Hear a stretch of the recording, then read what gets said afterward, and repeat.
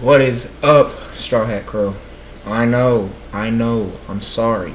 I've been busy. Okay, y'all see? Y'all see the fresh cut. Y'all see the fresh cut. Stop playing with me. You know what I'm saying? I've been busy. But don't worry. I'm dropping 3 videos for y'all today. 3 of them hoes. Well, let's go ahead and jump to the first one.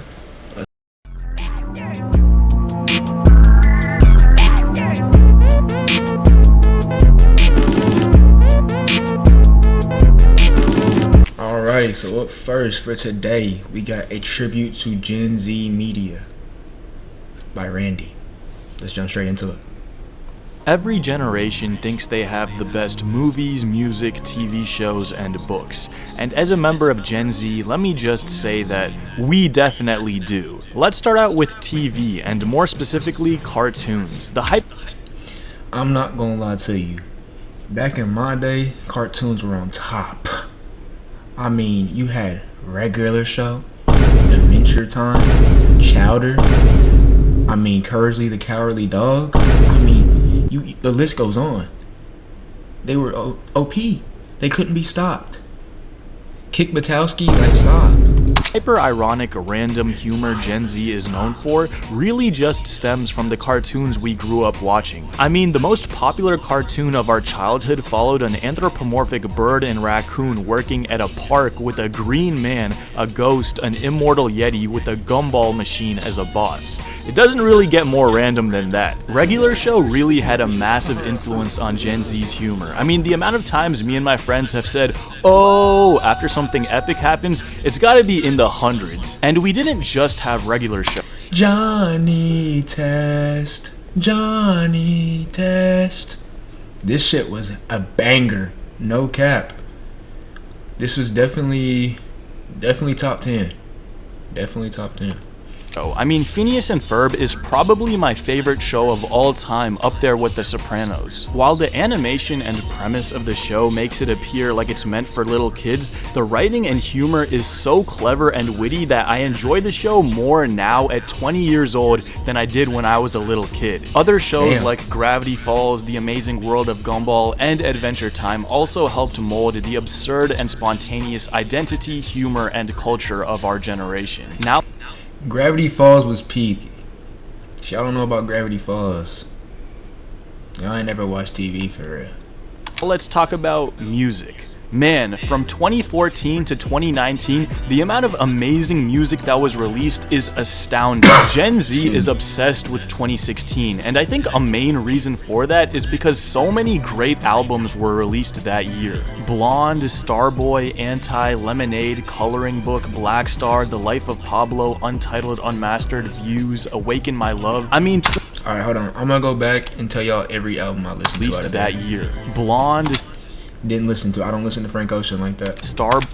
I listened to The Weeknd's. Boy, Anti, Lemonade. I don't even know who that was. I didn't listen to this. Coloring Book. I listened to this. Black Star, I didn't listen to that. Life of Pablo. I don't think I listened to this. Untitled Unmastered, I didn't listen Views, to this. Awaken My Love. I mean, listened to that. 2016 Uzi has basically That become a mythical figure because of his consistency and output during that was a year. great And I'm not year. saying these are necessarily Gen Z albums, but usually the music that's the most important to you is the music that was released during your formative years. And I just gotta say, we low-key win. Like, yeah, I'll admit we didn't have Michael Jackson or Biggie or Wolfgang Amadeus Mozart, but bro, do you know who we got? My man Fetty Wap. Listen, I'm not even being ironic. Fetty Wap at his peak had the entire world in the palm of his hand. Bro, I know you remember 1738 and I got this sewed up. And he had other hits like My Way, RGF Island, and again, Fetty Wap was really the king of writing hooks. I don't want to sound like too much of an old head, but modern pop music to me sounds like it's lacking creativity. Everyone kind of sounds the same and is trying to hop on trends, and when someone new does come with an original sound, it's shocking. I miss the days when upcoming artists like Travis Scott, Tyler the Creator. This beat is so fire. I can't lie to y'all, man. This beat is so tough. And Frank Ocean were experimenting and pushing boundaries of their genres. And while these guys are still at the top of their game, the new artists to take their place just don't.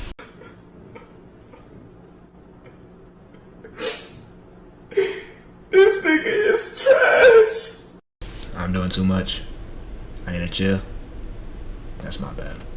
Do it for me. I still remember I was in 8th grade when Igor dropped, and I was blown away. It was equal parts soul, pop, and hip hop. There was a complete narrative through the entire album. The music videos were beautiful. It was creativity at its peak. The greatest thing about this era of music was that there was something for everyone. There were plenty of pop radio hits, hip hop was going through its second prime, new wave R&B was on the rise, and artists were starting to mature and find their own sound. I couldn't be happier with the I think I was Juice WRLD heavy at that time. I want to say I was. It was either that or Polo G, because those are the only two artists that I was like just bumping crazy. music Gen Z grew up with, and the same goes for video games. If there's one video game that would define us, it was obviously Minecraft. I really don't know what to say about Minecraft that hasn't already been said. I still fondly remember the days of hopping in worlds with my friends and building roller coasters, mansions, and having full-scale. What do y'all know about the 2-week bender where you grind Minecraft every day for like 15-16 hours? All you do is sleep and wake up and play Minecraft, and then you don't touch it at all for the whole year. Like the rest of the year you never touch it again. That's some real shit right there. Battles. It was the perfect escape, simple yet dense with content, complete freedom. The same goes for Minecraft's equally popular but wilder little brother, Roblox. There was really something for everyone in Roblox. Sports games, fashion games, tycoon games, mystery games. There was so much content and room for creativity and fun for a young mind. And I think we can all agree that sports games peaked during our childhood. 2K16 is probably my most played. The Wii Sport. I mean, like not the Wii Sport like a console, but like Wii Sport games. It had everything, bro. Boxing, golfing, basketball. That shit was peak. Game of all time. It really is the perfect basketball game, and bro, how can we forget those old FIFA soundtracks? I need to know now. Unfortunately, these days, sports games have been watered down to over-monetized, recycled slop held hostage by corporate overlords. But I still remember the days of try-harding on my park and having intense battles with my brother on Madden. We even witnessed mobile games like Clash of Clans and Clash Royale take over the zeit. Hey, I'm gonna put y'all on. See, I was never playing Clash of Clans or Clash Royale. I was on Summoner's War. That was my shit. Every day. If you know, you know. Zeitgeist of our generation. And of course, who can forget Flappy Bird? When it comes to Gen Z, I feel like I have to talk about books, and really one specific book series, Diary of a Wimpy Kid. I don't think there's ever been or ever will be another book. And for the girls, it was Judy B. Judy B and Diary of the Wimpy Kid. Oh yeah. Series like Diary of a Wimpy Kid. Much like the cartoons we grew up watching, this book series had a profound impact on the culture and humor of Gen Z. While most children's books try to teach good values like honesty and hard work, Jeff Kinney throws all of that out of the window. Greg Heffley is cynical, self-serving, opportunistic, lies, cheats, and always tries to find a shortcut. Basically, Greg Heffley is the most honest children's book character we've ever seen. I think because Gen Z has always been hyper-aware, we reject overly righteous characters because we know they don't exist in real life. The people around us operate like Greg, and in many ways, so do we. He was a hilariously flawed character that rarely learned his lesson, and we couldn't get enough. Much like the cartoons we grew up watching, Jeff Kinney gave us the respect of not talking down to us. The magic of those first 6 books will forever hold a special. I'm not gonna lie to you. I feel like I've read all of them, but I'm not gonna sit here and cap. I think I only remember up to Roderick Rules, maybe like a first couple of pages of The Last Straw. But I do remember the first book. The first book was place in my heart. And clearly I'm not the only one, with Diary of the Wimpy Kid still being relevant in meme culture till this day. There's an entire subculture of Diary of the Wimpy Kid fanfictions that range from extremely hilarious to downright depressing. And from time to time, I still read through this book series because it has a distinct comfort and charm that I can't find anywhere else. If we're gonna talk about Gen Z media, then it's only right that we talk about Gen Z social media. While short form apps like Vine and We're the best.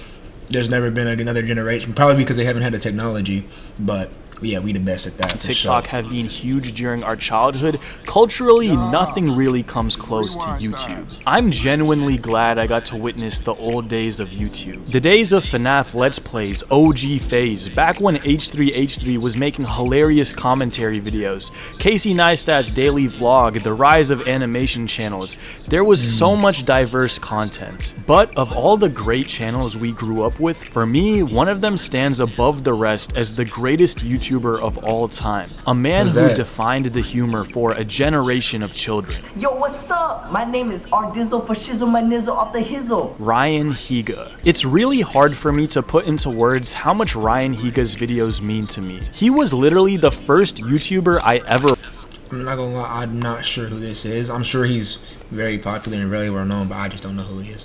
watched. For the longest time, I thought YouTube was just a place for music videos until one day my friend showed me Rustin Heber. It was an eye-opening moment. He was edgy but also genuinely funny and made clever social commentary. I still distinctly remember the days in middle school of watching Dear Ryans on the bus ride home. He was truly one of the first personal brands on YouTube, and I think we all need to thank him for paving the way. So Ryan, Appreciate I think there's only one thing left to say.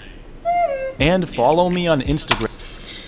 With that being said, I hope y'all enjoyed the video. I might be a little bit low energy, you know what I'm saying? It is a little bit late. I am a little tired, but video still gotta get out. So with that being said, I'll catch y'all in the next one. She call me Luda, bitch, I roll out with my shooters. She wanna fuck me in a Plymouth Barracuda.